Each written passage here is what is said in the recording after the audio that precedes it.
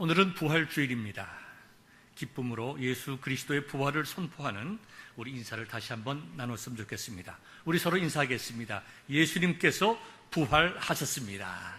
예수님께서 부활하셨습니다.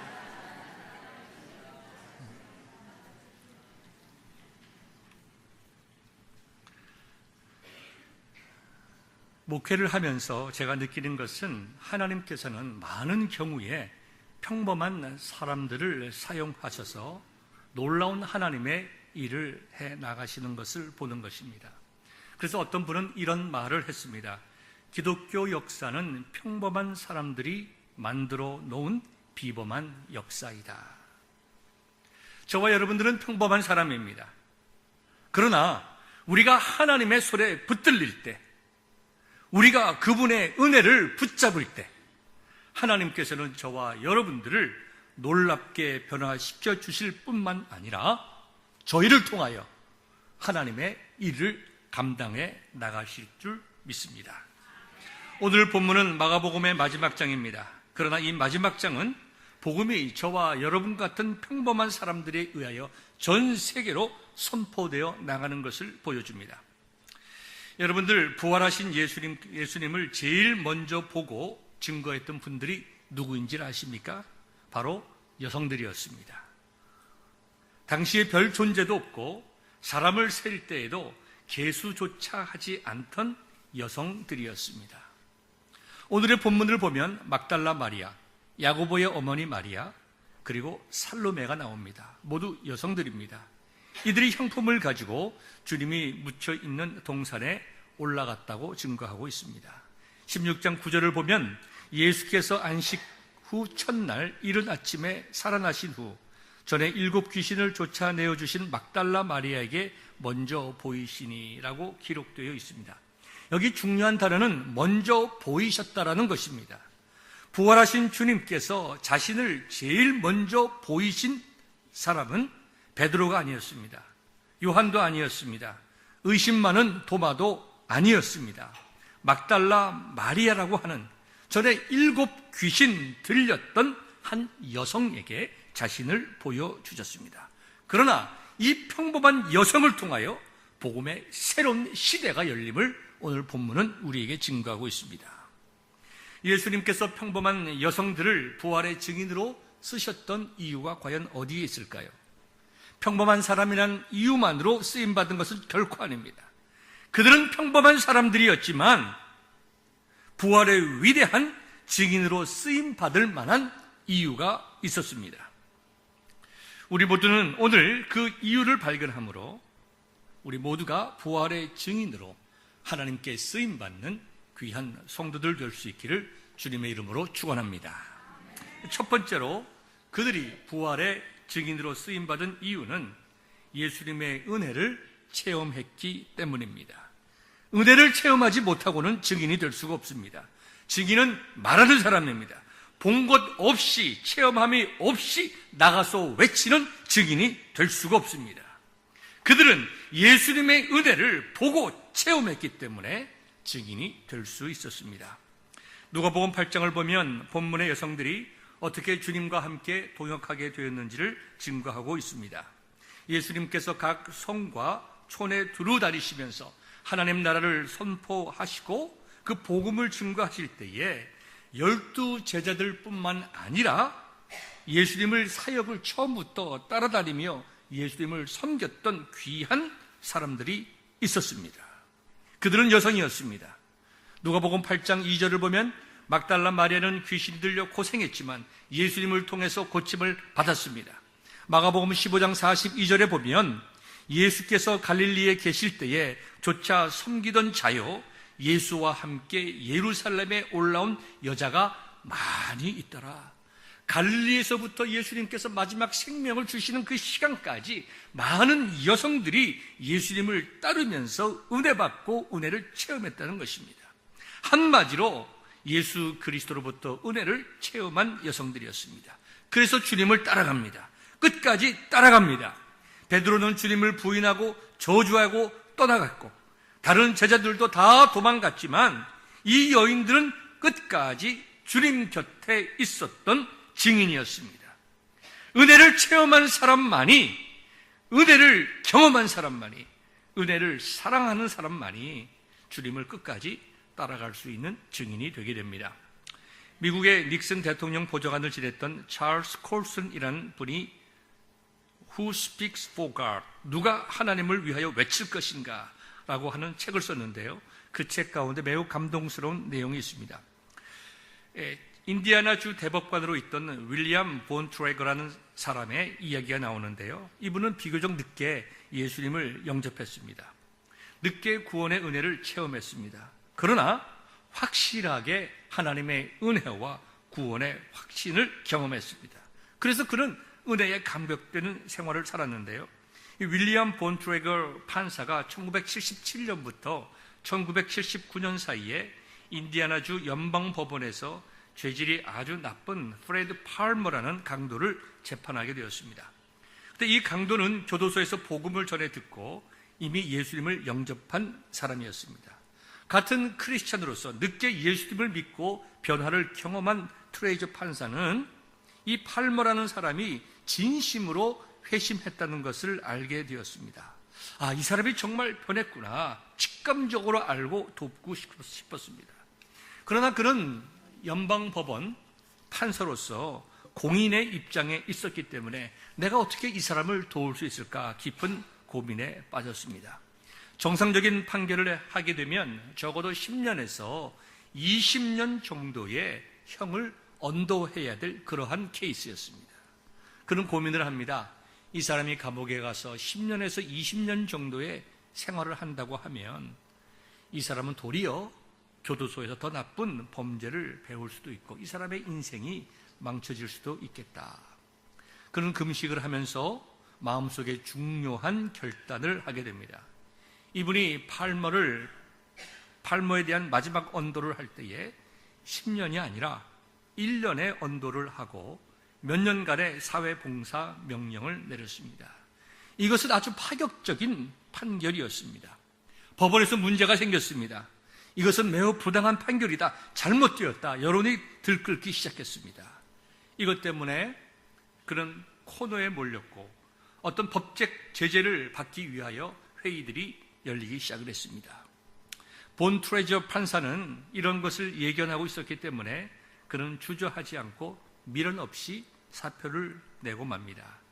그리고 1년 후에 그가 1년간의 언도를 내렸던 팔머가 교도소에서 형을 마치고 나오는 그날 그는 그를 마중 가게 됩니다.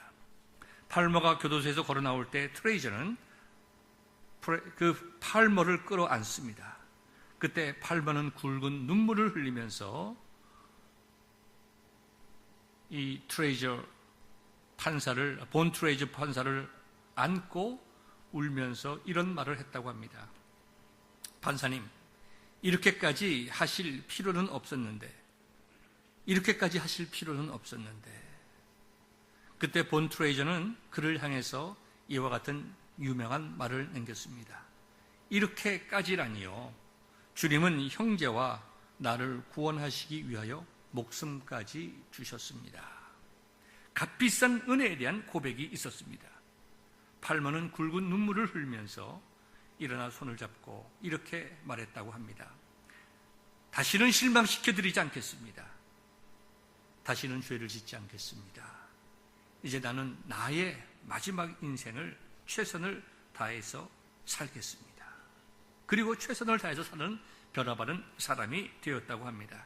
이것이 은혜고 이것이 은혜를 체험한 사람들의 삶입니다. 주님의 무덤에 갔던 막달라 마리아와 여인들은 이러한 은혜에 대한 감격적인 체험이 있었습니다. 그렇기 때문에 그들은 그들이 받았던 은혜, 부활의 증인이 될 수가 있었습니다. 두 번째로 평범한 여인이었던 그들이 부활의 증인으로 쓰임받을 수 있었던 이유는 예수님의 은혜를 체험했을 뿐만 아니라 예수님의 부활을 진심으로 믿는 사람들이 되었기 때문입니다. 성경을 보면 많은 체험을 하고도 믿지 못하는 분들이 많이 있습니다. 예를 들어 봅시다. 예수님께서 갈릴리 지역에서 사역을 하실 때에 한날은 보리떡 5개와 물고기 2마리를 가지고 많은 사람을 먹이셨습니다. 그들은 보리떡을 먹고 물고기를 먹는 체험을 했지만 예수님이 어떤 분이신지에 대해서 믿지 못했습니다.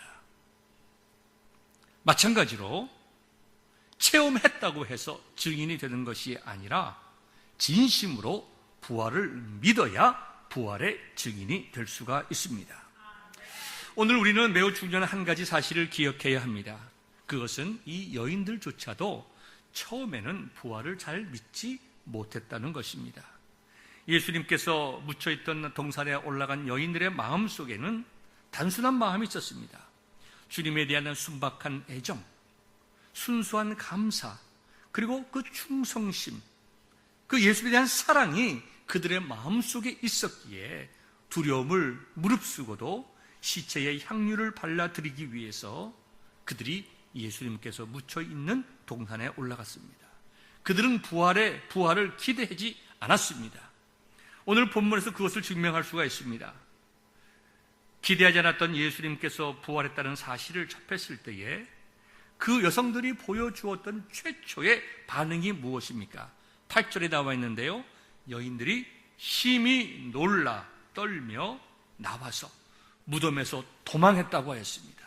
무서워하며 아무에게도 아무 말도 하지 못했다고 기록이 되어 있습니다.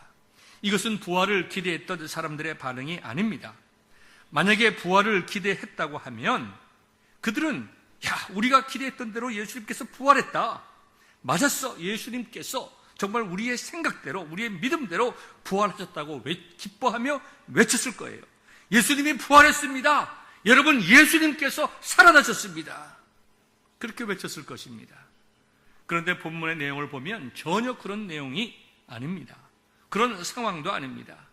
부활에 대한 기대가 그들에게 없었기 때문에 부활에 대한 객관적인 사실에 부딪혔을 때 그들은 두려워하였고 충격을 받았고 기쁨보다는 어쩔 줄 몰라 했던 것을 보게 됩니다.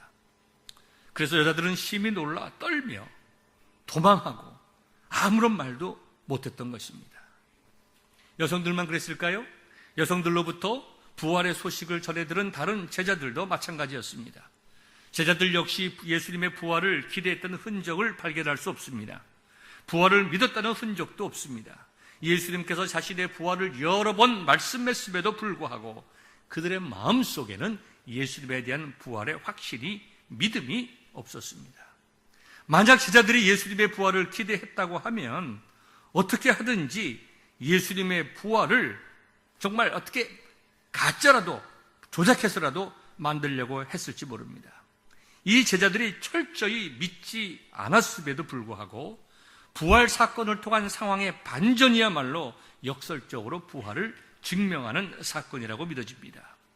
제자들을 보시면 12절에 마리아의 증거, 즉 예수님께서 살아나셨다는 것과 나에게 보이셨다라는 그 말을 그들은 믿지 아니하였다라고 기록했습니다. 13절에 보면 엠마오길에 가던 그 두 제자가 부활하신 주님을 만났지만 또 그리고 그것을 그들의 변화를 통해서 예수님을 만났다는 사실을 제자들에게 증거했지만 예수님의 제자들은 믿지 않았다고 기록되어 있습니다. 14절에 보면 부활하신 예수님께서 제자들 11제자가 식사를 할 때에 그들에게 나타나셨습니다. 나타나셔서 저희의 믿음이 없는 것과 마음이 완악한 것을 꾸짖으시며 예수님의 살아난 것을 믿지 못한 그들에게 정말 안타까운 마음으로 말씀하시는 장면이 나옵니다. 계속해서 믿지 않았다, 믿지 않았다, 믿지 않았다라고 하는 구절이 되풀이됩니다. 매우 중요한 사실입니다. 부활을 믿지 않는다고 하는 것은 어떻게 보면 다른 믿음이 없는 사람에게는 당연하고 자연스러운 일입니다. 그런데 어떻게 여성들과 제자들은 그들의 불신앙과 회의를 넘어서 믿음의 자리에 설 수가 있게 되었을까요? 저는 그것을 기본적으로 우리 주님의 은혜라고 생각합니다. 먼저 부활하신 주님께서 자신을 계시하시고 나타내시고 또 그들은 믿는 자가 되었습니다. 경험과 이해를 뛰어넘는 하나님의 은혜가 그들에게 있었기 때문에 그들이 믿게 되었다고 말할 수밖에 없습니다. 우리 인생도 마찬가지죠. 우리가 불신앙의 자리에 있을 수도 있습니다. 회의가 있을 수도 있습니다. 중요한 것은 우리가 어떻게 은혜를 받아 회의를 뛰어넘어 믿음의 자리에 이르는가 하는 것입니다. 많은 분들이 예수님의 부활을 육체의 부활로 믿지 못하는 분들이 있습니다. 기독교의 본질이 예수 그리스도의 부활임에도 불구하고 이 부활을 믿지 못하고 사랑, 은혜, 용서를 말합니다. 삼위일체 하나님, 성부, 성자, 성령 하나님의 사랑과 은혜가 가장 잘 나타난 것이 예수 그리스도의 죽음과 부활입니다. 날 위해 돌아가신 예수님의 죽으심과 부활하심으로 나에게 생명 주셨다는 사실을 믿지 못하는 자는 그리스도인들이 아닙니다. 믿는 사람이라고 하면, 진정으로 우리가 예수님을 믿는 그리스도인이라고 하면 우리는 예수 그리스도의 대속의 죽음과 육체의 부활을 믿어야 하는 것입니다. 셋째로, 그들이 부활의 증인으로 쓰임받은 이유는 예수님의 부활을 전하라는 명령에 순종했기 때문입니다. 예수님의 은혜를 체험하고 예수님의 부활을 믿는 자가 되자 이들은 나가서 예수님께서 부활하셨다고 증거하는 증인이 되었습니다. 본문 6절에 보면 예수님의 무덤에 달려간 여성들이 천사를 만나게 됩니다. 본문에는 청년이라고 기록되어 있지만 천사를 의미합니다. 그 천사가 이렇게 말씀합니다. 놀라지 말라. 너희가 십자가에 못 박히신 나사렛 예수를 찾는구나. 그가 살아나셨고 여기 계시지 아니하니라. 보라, 그를 두었던 곳이니라. 가서 그의 제자들과 베드로에게 이르기를 예수께서 너희보다 먼저 갈릴리로 가셔서 전에 너희에게 말씀하신 대로 너희가 거기서 배우리라 하라 하는지라. 여기 중요한 동사가 두 개 나옵니다. 첫째는 가라고 하는 말씀입니다. 두 번째는 말하라. 영어로 보면 go and tell, 가서 외치라는 말입니다. 이 천사는 제자들과 베드로에게 가서 말하여라. 예수님께서 살아나셨다. 그리고 그가 먼저 갈릴리로 가서 기다리고 있을 것이다. 가서 이 사실을 전하라. 가서 부활하신 예수님에 대해서 선포하라는 것입니다. 그 말씀을 들은 여성들은 순종을 결단합니다. 10절에 보면 마리아가 뭐라고 했습니까? 마리아가 가서 그랬어요. 천사를 통해서 주신 주님의 말씀에 순종했습니다. 가라고 할 때 갔습니다. 예수님과 함께하던 사람들이 예수님의 죽음으로 인해서 슬퍼하고 울고 있는 중에 가서 예수님께서 부활하셨다고 하는 말씀을 선포했습니다. 순종했습니다. 믿는 것으로는 부족하죠. 우리가 믿고 나서 우리가 순종할 때에, 그때에 하나님께서는 우리의 삶에 놀라운 변화들을 경험케 하십니다. 사랑하는 성도 여러분, 마리아에게 주셨던 명령만이 아닙니다. 이것은 제자들에게도 주셨던 명령이고 이 시대를 살아가는 저와 여러분들에게도 주신 동일하고 유효한 명령입니다. 우리는 이것을 예수님의 지상명령이라고 부릅니다. 마가복음에 나와 있는 예수님의 지상명령은 15절에 기록되어 있는데요. 너희는 온 천하에 다니며 만민에게 복음을 전파하라. 마태복음 28장 19절에서부터 20절에 있는 말씀과 같은 말씀입니다. 여러분이 잘 아시는 대로 마태복음 28장 19절과 20절에는 이렇게 기록되어 있습니다. 너희는 가서 모든 민족을 제자로 삼아 아버지와 아들과 성령의 이름으로 세례를 베풀고 내가 너희에게 분부한 모든 것을 가르쳐 지키게 하라. 이 시대에 주시는 우리 주님의 명령입니다. 어떻게 응답해야 됩니까? 우리가 믿음이 있다면 나가서 예수 그리스도의 부활을 외치는 자들이 되어야 됩니다. 이것이 순종입니다. 순종하는 자들에게는 순종만 요구한 것이 아니라 오늘 본문 17절과 18절에 약속을 해주셨습니다. 즉 예수님의 명령에 순종하던 자들에게 주시는 약속입니다. 그 약속이 무슨 말씀인가 하니까 믿는 자들에게는 이런 표적이 따르리니 곧 저희가 내 이름으로 귀신을 쫓아내며 새 방언을 말하며 뱀을 잡으며 무슨 독을 마실지라도 해를 받지 아니하며 병든 사람에게 손을 얹은즉 나으리라 하시더라. 놀라운 약속을 해주셨습니다. 미국에서 가끔 신문을 보면, 특별히 켄터키, 테네시 같은 시골의 신문을 보면 기독교인들 가운데 이 말씀을 그대로 믿고 행동하다가 돌아가시는 분들이 있습니다. 하나님의 말씀을 보니까 믿는 자들에게는 이런 표적이 따르리니 독을 마실지라도 해를 받지 아니하며, 그 말씀을 믿고 독을 그냥 마십니다. 그리고 어떻게 됩니까? 죽습니다. 그러면 신문에 기사가 납니다. 독을 마시고 죽었더라. 실제로 있은 일입니다. 저도 한 7, 8년 전에 켄터키에서 이와 같은 일이 일어난 것을 신문 기사를 보고 본 적이 있습니다. 이와 같은 말씀들은 그 당시에 그 시대에 일어났던 성령의 역사입니다. 성령은 그때나 지금이나 동일한 성령이시지만 성령께서 사용하시는 방법, 시대에 따라 역사하는 방법은 변하는 것입니다.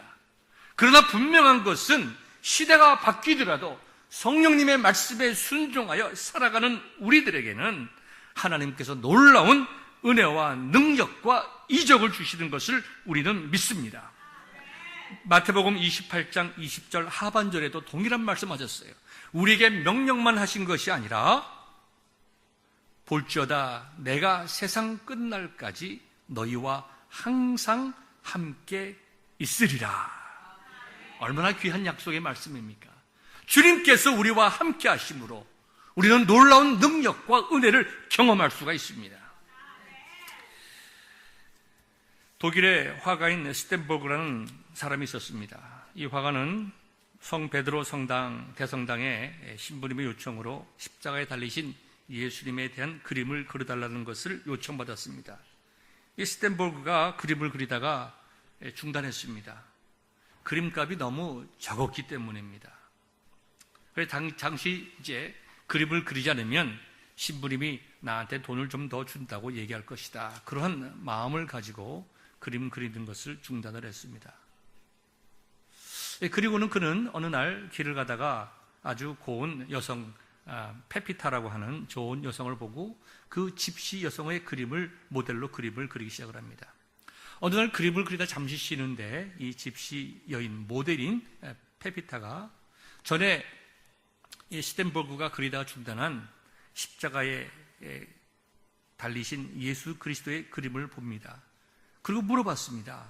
선생님, 저건 무슨 그림입니까? 예수님에 관한 그림입니다. 십자가에 못 박혀 죽는 모습이군요. 예, 그렇습니다.